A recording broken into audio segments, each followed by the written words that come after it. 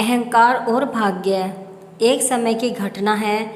एक बूढ़े आदमी ने अपनी बहुत सी संपत्ति अपने पुत्र के नाम कर दी।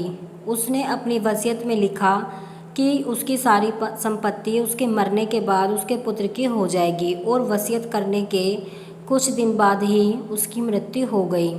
संपत्ति इतनी अधिक थी कि उसका पुत्र और आगे आने वाली 7 पुश्तें तक भी आराम से बैठे बैठे बिना कोई काम धंधा किए खा पी सकती थी। मगर उसका पुत्र अभी भी संतुष्ट नहीं था।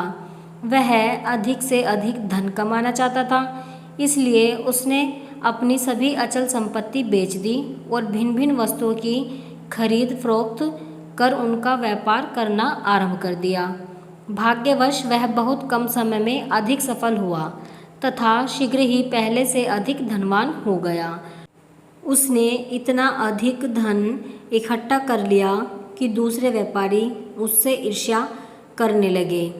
कभी कभी दूसरे व्यापारी या उसके मित्र उससे सफलता का रहस्य पूछते तो वह कहता, मैं इसलिए उन्नति कर रहा हूँ कि मैं अपने धंधे को समझता हूँ और कठोर परिश्रम करता हूँ। मैं अपने ग्राहकों को भी खुश रखना जानता हूँ। चूँकि उसने सचमुच व्यापार में तरक्की की थी, इसलिए उसके मित्र और अन्य व्यापारी उसकी शेखीबाजी को सच मानते थे।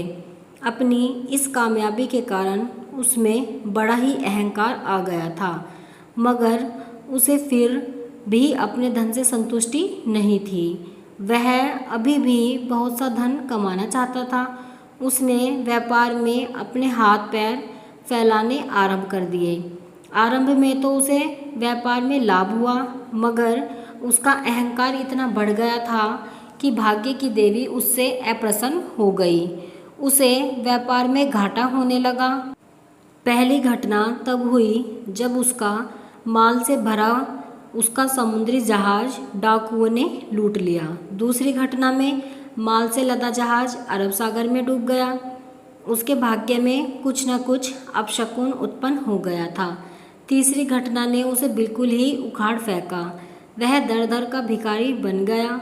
उसका सारा व्यापार चौपट हो गया। उसकी दुर्दशा देखकर उसके मित्रों ने पूछा, भाई तुम्हारी यह दुर्दशा आखिर कैसे हुई? इस पर उसने अपने भाग्य को कोसा और कहा, क्या बताऊं, किस्मत ने साथ नहीं दिया। भाग्य की देवी उसकी बात सुनकर अप्रसन्न हो गई। वह साक्षात उसके सामने प्रकट होकर बोली, तुम सचमुच बहुत अकृतज्ञ हो। जब तक तुम सफलता की सीढ़ियाँ चढ़ते रहे तब तक तुम उसका सारा श्रेय खुद लेते रहे, मगर जैसे ही हालात खराब हुए तुमने भाग्य को धिक्कारना आरंभ कर दिया। याद रखो, मनुष्य की अकृतज्ञता तथा उसका अहंकार ही उसे ले डूबता है। कहानी से सीख, अहंकार से व्यक्ति का सर्वनाश हो जाता है। आप कमेंट में ज़रूर बताएं कि आपको कहानी कैसी लगी है, आपके विचार क्या हैं कहानी के बारे में। अगर आपको कहानी पसंद आई है तो वीडियो को लाइक करें और वीडियो को शेयर करें और चैनल को सब्सक्राइब करें ऐसी ही कहानियों के लिए।